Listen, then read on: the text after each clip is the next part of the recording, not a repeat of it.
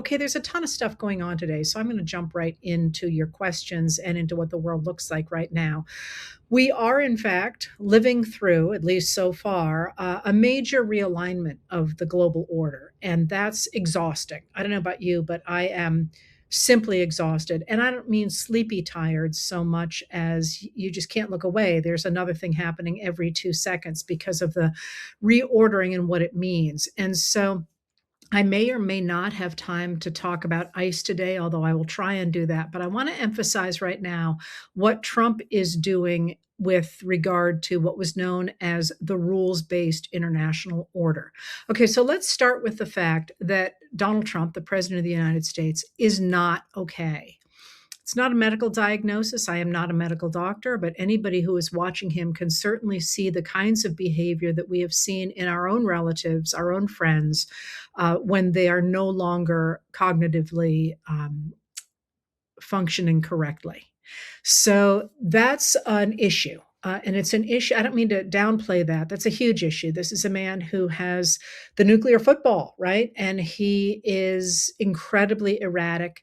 People ask me what he's thinking, what he's doing. And my answer to that is I don't know. And I don't think we have any reason to try and unpick that particular ball of yarn because what we're really trying to figure out is how to operate with it and around it. So, the reason I set that up like that is that over the weekend, Trump lashed out at a number of European leaders saying that, starting with the leaders of Norway, saying that because they didn't give him the Peace Prize, he no longer felt he had to emphasize peace and he wanted Greenland. And this is the scientific word for it is bonkers for any number of reasons, starting from the fact that the Norwegian government does not award the Nobel Peace Prize. You can go right down through a whole bunch of different pieces to that. He also said he wanted to buy Greenland, which is somebody said, "Where's that money coming from?"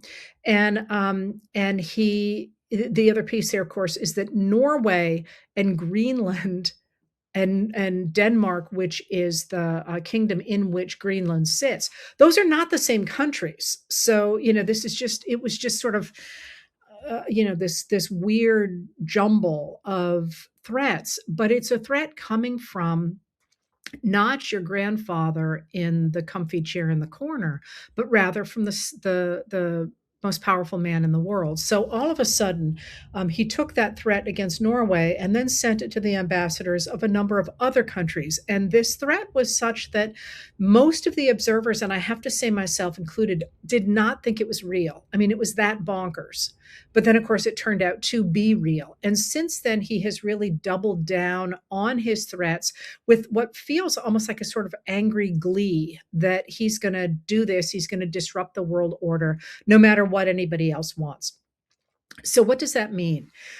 Remember that after World War II, the leaders of the Allies, actually, even before World War II, from the American perspective, in 1941, long time ago now, US President Franklin Delano Roosevelt and Prime Minister of the UK, Winston Churchill, got together to talk about what the world might look like after the conflagration they knew that was coming, because there had been 2 world wars in their lifetimes.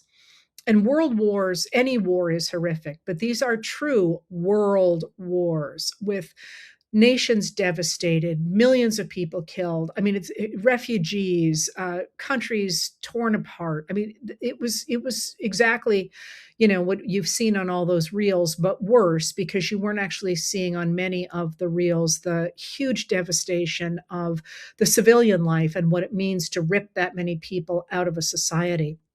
So they got together to decide what they thought the world should look like. And they came up with something called the Atlantic Charter. And the Atlantic Charter in 1941 is really basic. It said, listen, how are we going to figure out how to stop this expletive from happening again in the future? And what they thought was, well, first of all, we got to have some rules. We got to say that you can't invade your neighbors, that's just a no go. Like, you can't decide that you're gonna march into somebody else's country and take all the rubber or take the coal or whatever. You can't do that. And you can't just try and grab other countries. And someday when I have time, I will probably talk about what that looked like for the United States when we lived in that period in the 19th century. And literally, the State Department would be sitting there watching these conflagrations around the world and trying to decide which way we were going to jump based on who looked strongest, how, where did it look best to be. But they said, we're not going to do that anymore. We're going to have some rules that say you can't do that. And that if you have differences with each other, you got to figure out a way to work them out. We'll have some rules for that too. Mind you, I'm paraphrasing. But then they said, one of the real issues here is we got to make sure that countries have a rising standard of living. And they have to have a rising standard of living because people who are hurting for food and shelter and so on are really good candidates for becoming the pawns, if you will, of angry dictators who say to them, hey, I can make your life better. All you got to do is go invade, that country. They're the ones who caused all your trouble. You go over there and we'll get all their goodies and you'll have more money. So they said, how are we going to do that? We're going to try and get rid of an old world that had walls around countries made up of tariffs. I'll explain tariffs in a second. And we will also make sure that we have freedom of the seas. That is, you can take your goods around the world without fear that other people are going to prey on them, like pirates. Which is, again, that's a rabbit hole I won't go into right now. But tariffs are essentially, they're not exactly the same. I always feel that I need to put that caveat there because if there's any economists listening to me, I know your heads will explode if you hear me say this. Tariffs, though, are essentially taxes that are implemented on goods coming into another country. And they're paid, obviously, by the consumers, by the people in the country that's importing the goods, because what happens is a country says you can't bring in, for example, French wine without me doubling the price of it. And the French are going to be like, we're charging them whatever our wine is. You're the ones adding the money to it. And that gets paid inside the country. But the problem with that for world trade is that it created what were called, tariff walls or walls around countries. And that really stifles free trade. So, and that had been a huge issue in the Depression. And that had meant that there was, economic stagnation in the 1930s, which exacerbated the Depression and which certainly gave a leg up to dictators like Benito Mussolini and Adolf Hitler in Germany, Mussolini in Italy and Hitler in Germany. All right, so they come up with this idea and they're going to be talking about this throughout the war. What can we do? And I want to emphasize that these are two guys, and there's more of them as well, and they have staffers and all that, but these are just people, right? Sometimes I think when we think about these large international systems, people have these fantasies that, Zeus came down with godlike qualities and created them. No, this is literally Winston Churchill in the bathtub, right? I mean, like literally there's a bathtub scene as he's thinking about all this stuff. So after the war, they decide, FDR, Churchill, and all of their many allies at that point say, how are we going to do this? And they decide immediately after the war, the Allies plus a few other countries, that they're going to create an organization that is going to enable them to put these things into practice. And this is where we get the United Nations. There's a mission that literally says, and you can read this online, it's very short, it's very readable, where it says, we don't want any more wars. This is terrible what just happened here. We got to find a way to stop this from happening.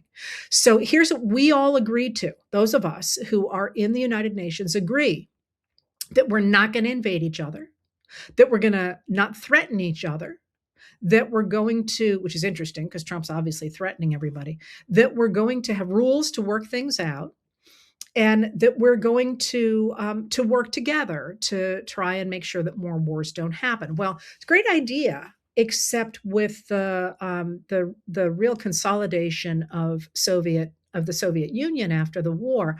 A lot of the countries in Europe were like, we're not real happy with the idea of just this sort of loosey-goosey, let's all be nice to each other. We need a defensive alliance.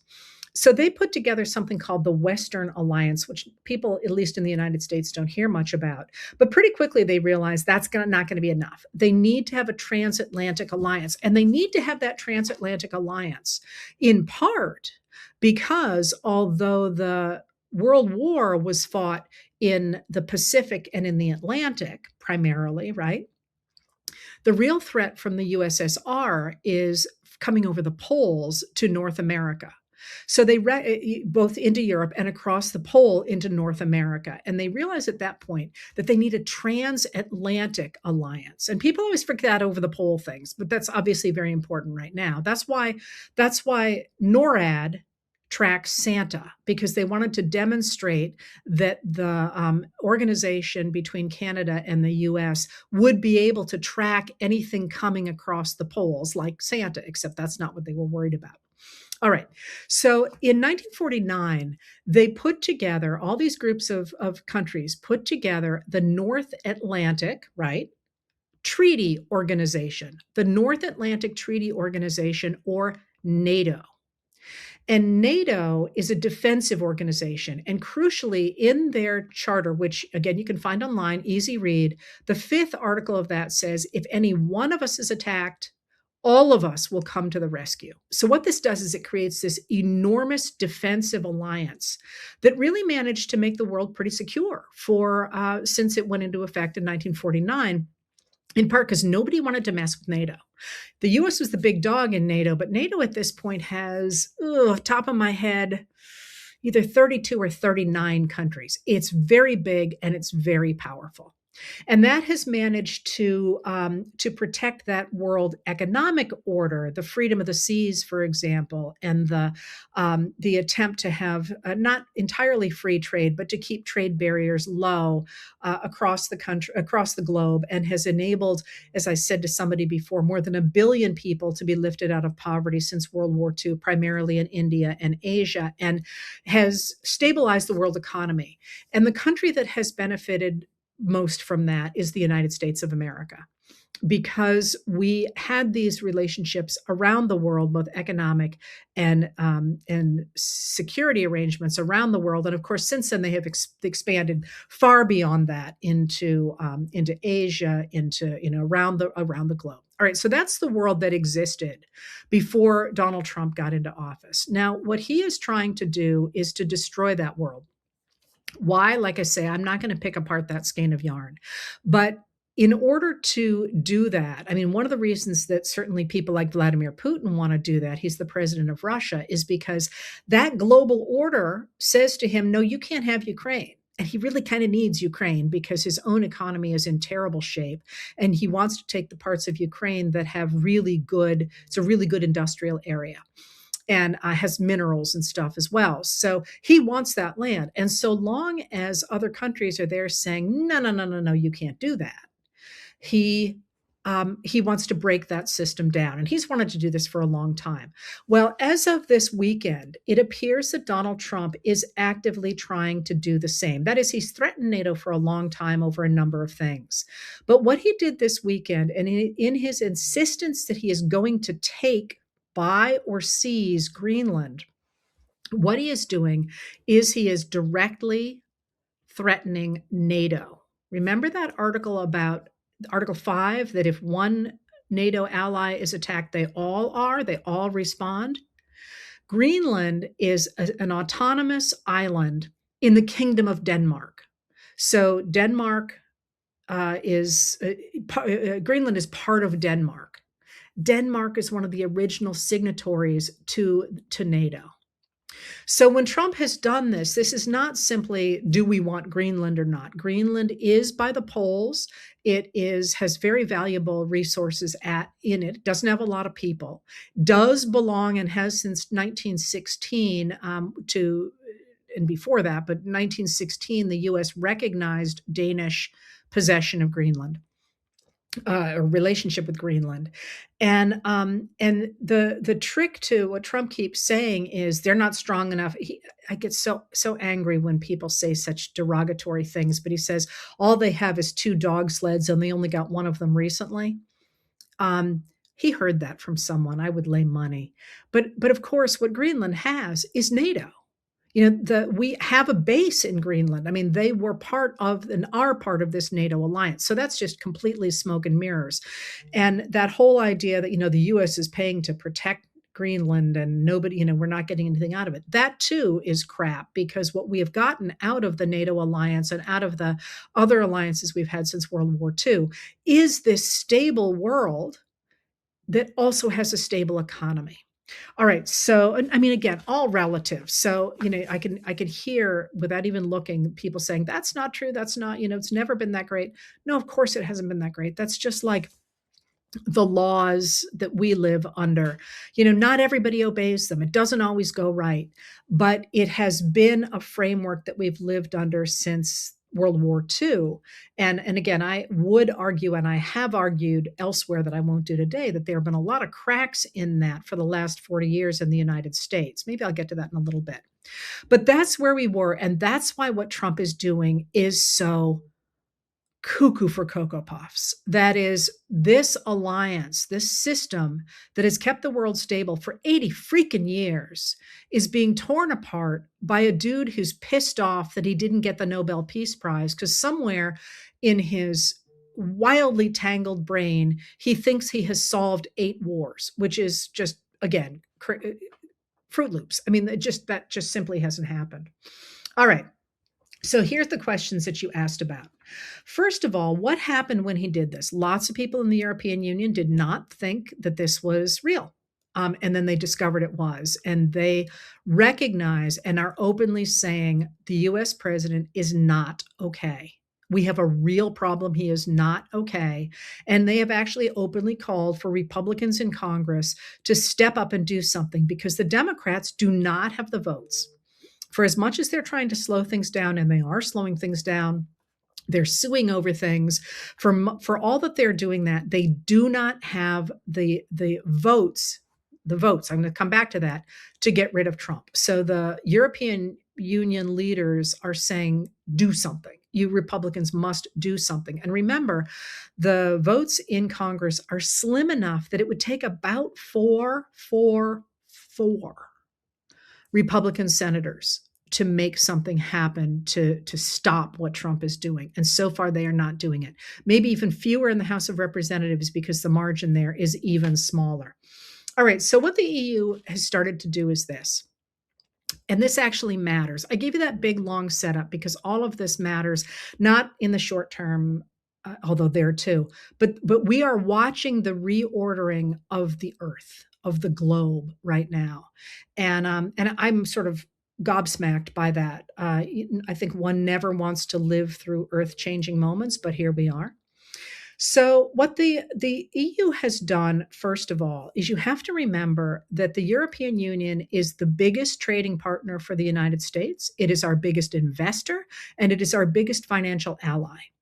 So for all that the news tends to be consumed by China or whatever, it's the European Union that is the team. They're Team USA and we are Team EU, certainly financially. And that's always, they have more, they do stand more to gain more from that than the United States does right now, because we have been bigger, although we are growing at a much slower rate now than other countries, thanks in part to the tariffs that Trump has imposed, less that they are so far hurting people's pocketbooks than that they are causing extraordinary instability in people knowing whether or not they should build new factories or start a new business, or the uncertainty factor in the American economy right now is making a really, really big difference. All right, so what they have done is, first of all, they are starting openly to talk about something you're going to see a lot in the news. It's called the anti-coercion instrument, which is a really unsexy title. So they gave it a nickname called the bazooka, which is it's a gun, I know, but those of us who are a certain age can only think of chewing gum. You know who you are out there. Anyway, what the anti-coercion instrument is not just one thing. It's a series of regulations that enables the European Union to work together to fight against any economy or nation that is trying to coerce them, to coerce their economies. So, what they could do is they could retaliate with regulations on imports or exports with regard to the United States. They can also regulate or even stop US investment in the EU or going the other way. So, what they could essentially do is divorce the United States financially. This is a huge move. And of course, a lot of countries don't want to do that.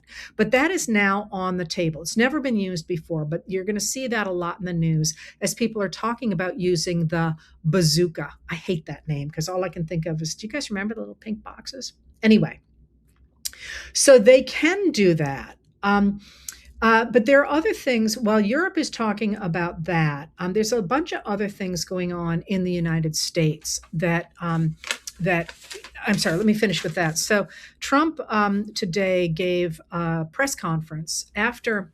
Actually, let me step back. Last night, beginning at just after midnight, he began to post on social media really bonkers stuff. And it was really interesting for me in sort of, remember what I do is I study politics and economics and culture and all that. I'm an Americanist, but I'm really well trained in political history. And when you study political history, you read documents and you look at things not, sort of in a, you're looking for the story that that document tells. You're looking for the information in it, but more than that, you're trying to see, what does this say to me? What is going on here? And so I took a long look at the postings that Trump put on social media last night, beginning at about midnight and then running through today to his press conference this afternoon. And they were interestingly focused. That is, he is hitting at the European Union now and explicitly at the UN and NATO in a really insulting way. He's posting images that are insulting. As in showing a map of the United States, I'm sorry, a map of North America in which everything, including Greenland and Canada, have a US flag on them, and Venezuela has a US flag on it. There's all kinds of stuff like that. But then there's also some other stuff going on in those posts. One is real concern about the economy, about the way people, he insists the economy is fine, but at some level, whoever is managing that account must be aware that it is not, because that kept coming up. So too is the reiteration of his false insistence that he won the 2020 presidential election. I'm going to come back to that in a second. And then there is also the idea that ICE is the Immigration and Customs Enforcement is only grabbing the worst of the worst, worst of worst. He didn't use the word the, worst of worst in Minneapolis. And what this says to me is that this is a person, or at least an account. I remain unconvinced that he is 100% responsible for what appears on a social media account, but that is very concerned about the way that Americans are reacting to the economy. There's obviously real concern. Trump is underwater. That is, more people disapprove of than approve of him on every single piece of policy. So he's concerned about that. He's also concerned about the way Americans are reacting to news coming out of Minnesota and elsewhere about federal agents under ICE and the customs customs people. And the other federal agents who are operating under the Department of Homeland Security, because we are increasingly hearing that they are abusing detainees, who are dying in custody, among other things. This is only what we're hearing about, by the way, and they are also detaining and arresting sometimes U.S. citizens who don't have warrants. They're busting into people's homes and taking people out. And clearly they are becoming less and less popular, and somebody is very concerned about that. And here's the other piece that he is concerned about, or someone is concerned about, is the fact that Jack Smith is testifying on Thursday in public about his investigation into Trump's attempt to overturn the 2020 presidential election. The election stuff has come up again and again and again today. And then there's Greenland. All right, so Greenland, the taking of Greenland is crazy unpopular in the US. It's unpopular everywhere around the world, but Americans do not want this. They do not want Greenland. They don't want to go into Greenland. They don't want to send troops to Greenland. They want no freaking part of Greenland. So, what I see there, what I saw in all those tweets, came out today in Trump's press conference, which happened mid afternoon. He was significantly late to it. He went on for an hour and 4 minutes, and it was just not okay. I mean, he slurred his words, he rambled. He began by holding up a big binder that said accomplishments on it. And theoretically, he was going to talk about the accomplishments of the first year of his presidency, the anniversary of which is today. But then he promptly stopped doing that and started holding up what seemed to be something like a mugshot of individuals he claimed ICE had arrested in Minnesota. And I said underneath them, worst of worst, with this idea that he's like trying to fight back against that narrative. He attacked Jack Smith again, calling him sick. He accused Democrats of corruption. He attacked Joe Biden again. He just seemed to be wandering like a squirrel in an attic through all that material. And once again insisted that he must have Greenland. All right, so with that going on, there are, I think, some interesting things happening in the United States. That is, Trump's not okay. He is trying to tear apart the rules-based international order. And he's very concerned because he's underwater on every issue, even though he's insisting that he's not. So one of the things that is important to remember in this moment, I think, is that the federal agents operating under ICE and other agencies are trying to project the idea that they're in control. But it's really important to remember that the people they are trying to control are certainly the people of color, the immigrants and US citizens that are people of color in the United States. But in order to do that, they are trying very, very hard to control the rest of Americans as well. And somebody asked me to compare ICE today to Hitler's troops and to the slave patrols. And I can't do much with Hitler's troops. Like I say, I'm an Americanist. But I will say about the slave patrols in the American South before the Civil War, they were they were very much, obviously, about controlling the slave population. But they were also about controlling the white population. And that's important to remember in this moment that. And the same was true after the Civil War, especially in the moments immediately after the Civil War. A huge number of Black Americans were lynched by their white supremacist neighbors, but so were a lot of white Americans in the early years. The idea being to create terror against anybody who would stand against the regime. And you're seeing the same thing in Minnesota. And that's important to remember because as they are trying to cow Americans, white American citizens, it's not working.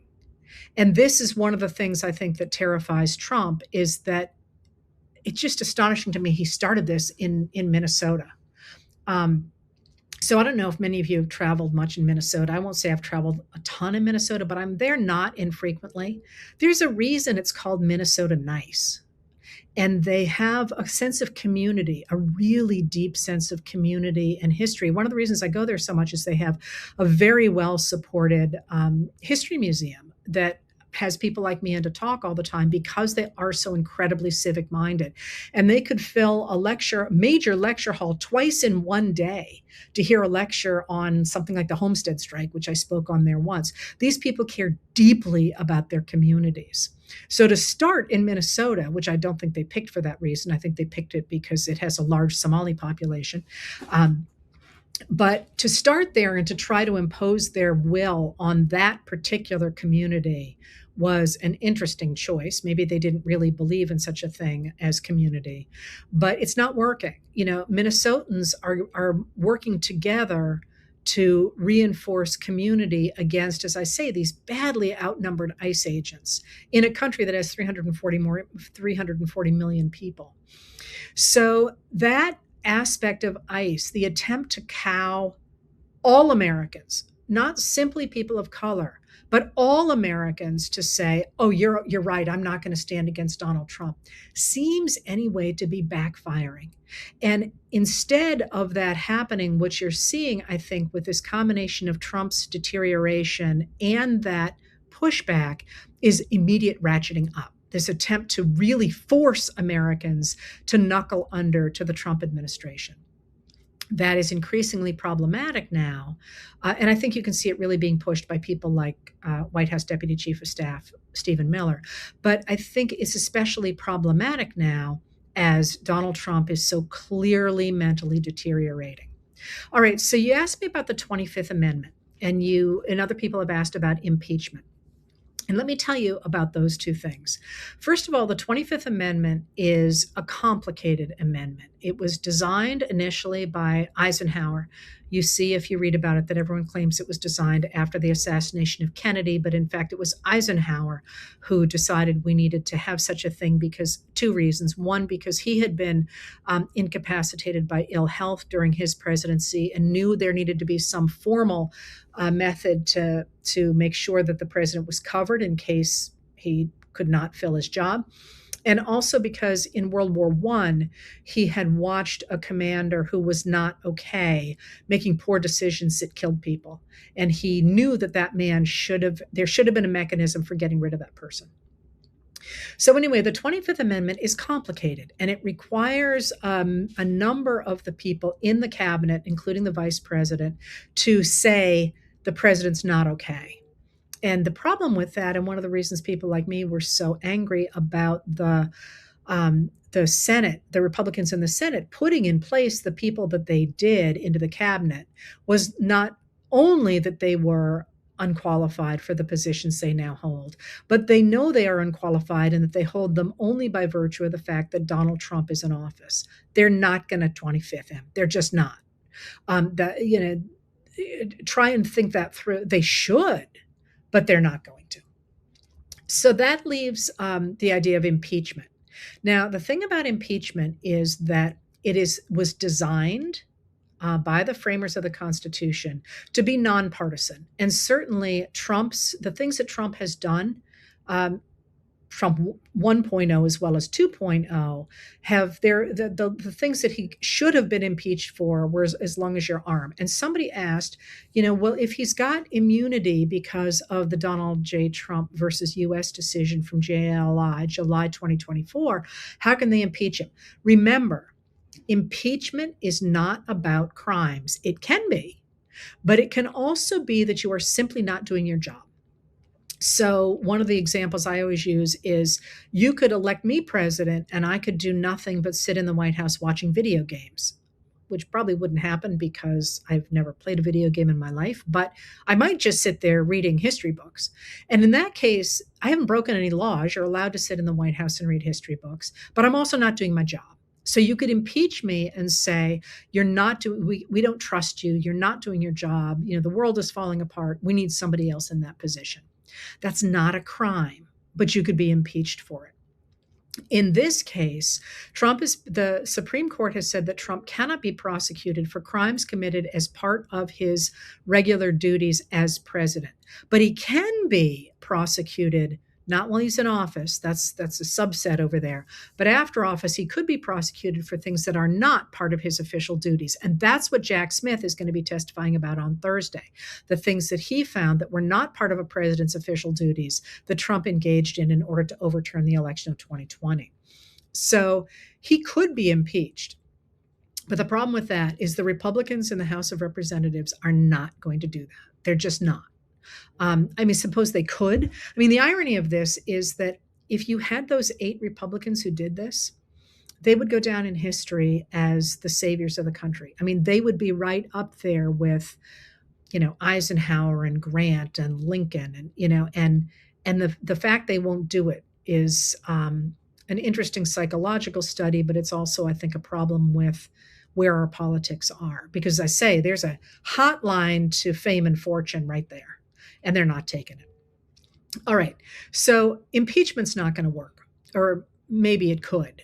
But that's not the only way that Republicans could ease Trump out of the White House. And one of the ways to do that is what happened with Nixon. When it was clear that he had lost support, a number of Republican senators went to him and said, dude, we will impeach you and we will convict you. So, hide thee out of the White House. And he did. There are many ways that one could persuade Trump to leave the White House, I think. Um, that's speculation, and it is. I'm just trying to give you a little bit of a sense that if you're sitting there waiting for somebody to invoke the 25th, as they should, I wouldn't hold my breath, and I wouldn't hold my breath for impeachment either. But I'm also not saying to you that you have to assume dude's going to be there until 2029, because first of all, his mental acuity is not going to make it that far, and that again, not a medical diagnosis, but come on. And somebody asked me about that, said, why do I keep saying we're going to know everything by May? Because we cannot continue this way. He is deteriorating in front of our eyes. And, something's going to give. Either he's going to do something completely wackadoodle, or he's, not going to be able to complete his job or whatever. Now, there's another factor in that. And the reason I picked on May is because if you're a Republican and you want to be elected to anything in 2026 or 2028, you do not want to continue to back this guy.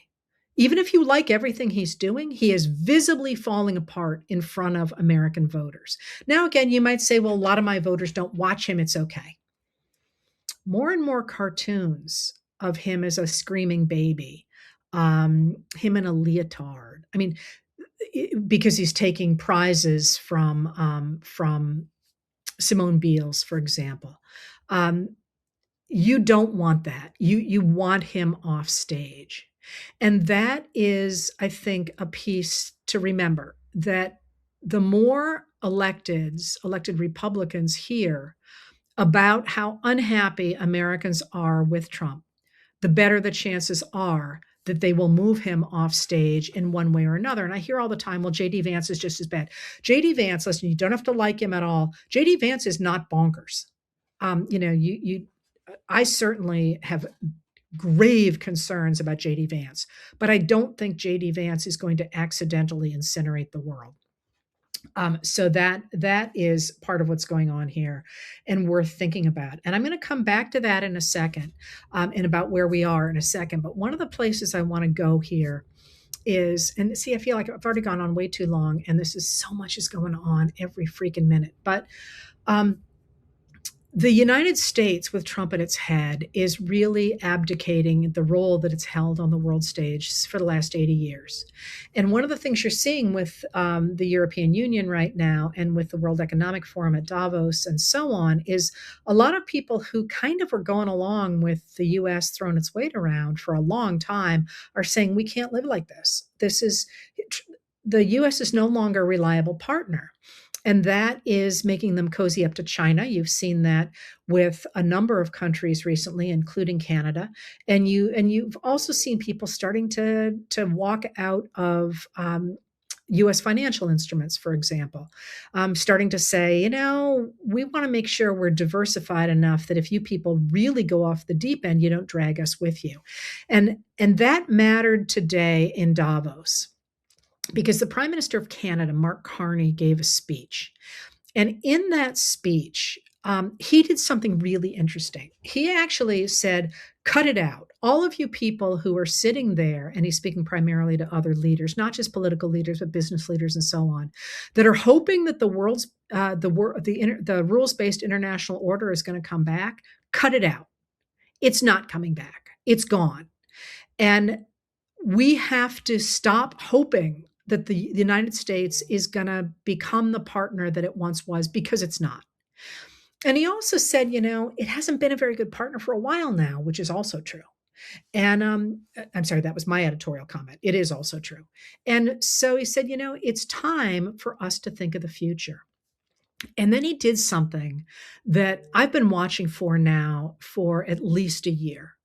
And that is, he outlined a new vision of foreign policy for the globe. And that's why I set this up so much at the beginning of this talk about what the world used to look like.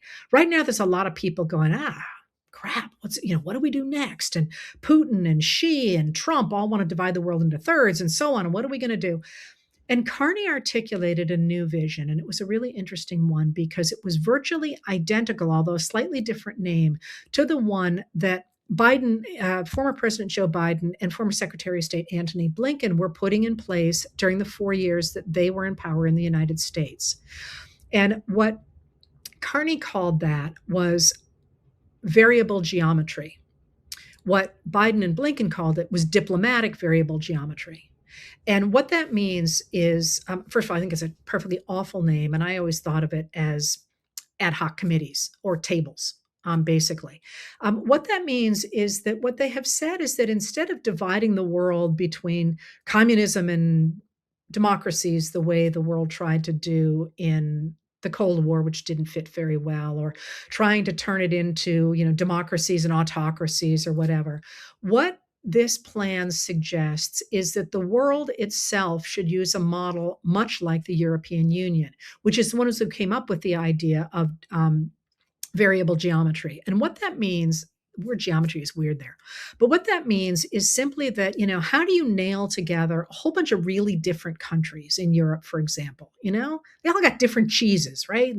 Some of them like a certain kind of thing and some of them like another kind of thing. And when they first started the EU, they started to get into fights over stuff like that. Well, we're not going to get rid of our cheese and we're not going to do this. And I'm kind of making fun of the cheese, but you can see the problem there.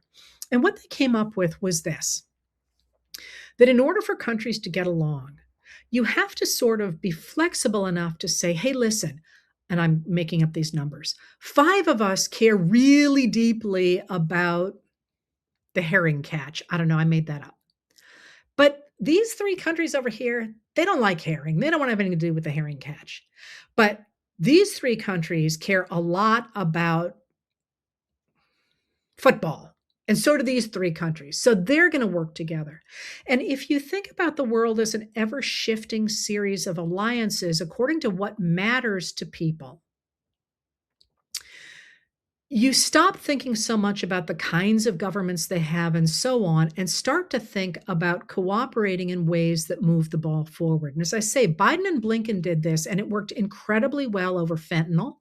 If you've noticed, our fentanyl deaths have plummeted since Biden and Blinken, or while Biden and Blinken were in office, and that was in part because they made Narcan widely available in the U.S., which helps stop overdoses, but also because they put real pressure on China to stop sending precursor chemicals to Mexico, and they put real pressure on Mexico to stop allowing those factories to form, and they put huge pressure on the financial system of the world to stop funding that production. That worked. There were a number of places in which they did that, and it worked really well. Now, they tried to do that over Gaza and in the Middle East. And there were, in fact, some successes there. But I think all of us, and I shouldn't say all of us, many of us would be hard pressed to think that what happened and has happened since then in Gaza, in the West Bank as well, and in Israel is anything like a success. It is a complete freaking disaster. So if that's the case, what was the problem in the way that Biden and Blinken envisioned this diplomatic variable geometry? It always seemed to me there wasn't an answer for what do you do when you have a country that has a leader that doesn't care what's best, that simply wants to stay out of prison, that simply wants to throw his weight around. And it might be that Carney, coming not from the United States, but coming from Canada, was able to answer that by pulling away from saying, we got to be in charge of everything. We need a seat at every table, which was part of what Biden and Blinken talked about, and instead is looking at truly using a kind of ad hoc committee system. And that has the advantage in another way of getting rid of the colonialism that was inherent in the rules-based international order after World War II. So Carney's speech, I think, was incredibly, incredibly important. Now, what will come of it, we don't know, but it was for the first time in this mess of a real voice of a world order going forward that could really deploy not only committees to work together, but also to work against the big bad dictators who were trying to order everybody else around. Unfortunately, in our case, that's the United States in this incarnation. But I thought it was hopeful. It was a good thing to see. And ironically for me, and I'll maybe write about this, you know who he echoed? Carney, and I'm sure he was 1,000% not thinking about this. This was James Madison's Federalist Number 10. The idea that the United States did not have to worry about being taken over by a faction, the way it actually has been now, because there would always be these ad hoc committees. That's again not what he said. And that they would always keep shifting so that nobody would become top dog. And that's the kind of world that Carney was outlining in Davos today. So I don't know. I hope this sort of encapsulated what we've lost, the confusion of where we are, and that at least there's a glimmer of a future that might be better than where we've been. Now, mind you, it's going to take us a long time to get there and all that, but take a look at Carney's speech with the understanding that when he talks about variable geometry, that's what he's talking about. And if you're so inclined, Google both that and diplomatic variable geometry, and you will see that that was the foreign policy of Biden and Blinken. It got very little traction because nothing the State Department did under Biden got any traction, and that's where we seem to be going now. I thought that was really interesting, and a lot of those countries will be meeting again on Thursday after Davos to talk about what the hell to do about Donald Trump and the United States of America. Now, back to what we can do in this moment. I'm going to talk about all the usuals, but I did want to talk about something people have asked me to talk about, and that's the Walk for Peace by the monks who are walking across the country. And that's a really interesting thing that illuminates a lot of what many of us are doing. And that is, they are not protesting. I want to be really clear about that. They are not protesting the Trump administration or anything thereof. They are trying to remind people, make them mindful of the fact that we have the seeds of peace in us and that we have the keys to the future. And that is as important a reminder as objecting to what the Trump administration is doing to our neighbors of color, what they are doing to US citizens, what they are doing to the economy, what they are doing to our healthcare system, all the ways in which they are stripping us of our constitutional rights and the world we have worked so hard for 300 years to build, is remembering that we, the people, still have the ability to put together a new future. And that's been a little thin on the ground, or at least to me has felt a little thin on the ground, as so many of us are sort of looking around going, what do we do next? Who do we call? I mean, the Senate's not doing what it's supposed to do. The system's not working the way it's supposed to do. What do we do? Well, what we are increasingly doing is saying we have the seeds to do that in ourselves. And what that looks like for those of us who can't march with the monks is, of course, supporting our neighbors in whatever way you have the skills to do, but also getting involved at the local level in organizations, in the government for sure, working for candidates, working for issues, being part of school boards and town meetings and state legislatures and so on, both at the town level and at the state level. And of course, continuing to put extreme pressure on our electeds at the federal government level, especially the Republicans, who are responsible at this point for the fact that Trump is still in office and who are not doing their job in righting the ship. And one of the places to put pressure on that is that while many of them are still not willing to turn on Trump because they fantasize that he's still going to be able to turn out voters, not going to happen, is the people around Trump. And I think you could start to see this today with Senator Tom Tillis, a North Carolina Republican, who said on a news show today that he was not against Donald Trump, but he was very over Greenland, but he was very concerned about his advisors. And that is a classic way to start chipping away at the king, is to chip away at his advisors. And certainly, I think you can think of the advisors around Trump who are not elected, but who were appointed, with whom you have a problem. And for me, that's, Russell Vogt and Stephen Miller, but you can pick your own. Linda McMahon destroying the Department of Education, Robert F. Kennedy Jr. destroying the CDC, the Centers for Disease Control and Prevention. I mean, you can just pick your own and start to organize people to say, this is not what we wanted for our education system. This is not what we wanted for our healthcare system, and so on. Because just continuing to focus on Trump immediately makes people say, no, I'm not going to go against him. But if you started to get rid of some of these people around him, it would weaken him. And that will increasingly weaken this administration, which, as I say, appears to be rotting from within. So we're in this really unprecedented time. I mean, every time's unprecedented, but this one, I just never really, I mean, I don't know. For those of you who watched me a long time, about a year ago, I said, what's on the table is the rules-based international order. And I'm heartbroken at the idea, as an American, at the idea that we might lose that. Well, here we are. Um, at this point, there's no reason for any other country to trust anything that Donald Trump says. He makes agreements and the next day breaks them. And if you're trying to run a country or a business, you can't do business with that. You have to work around us. And what that's going to do, of course, is it's going to dramatically weaken the United States on the international stage and in the international economy. And of course, morally and socially and all the other ways that are involved with that. That's now what it is. But as that happens, it certainly seems as if it will be possible to build another world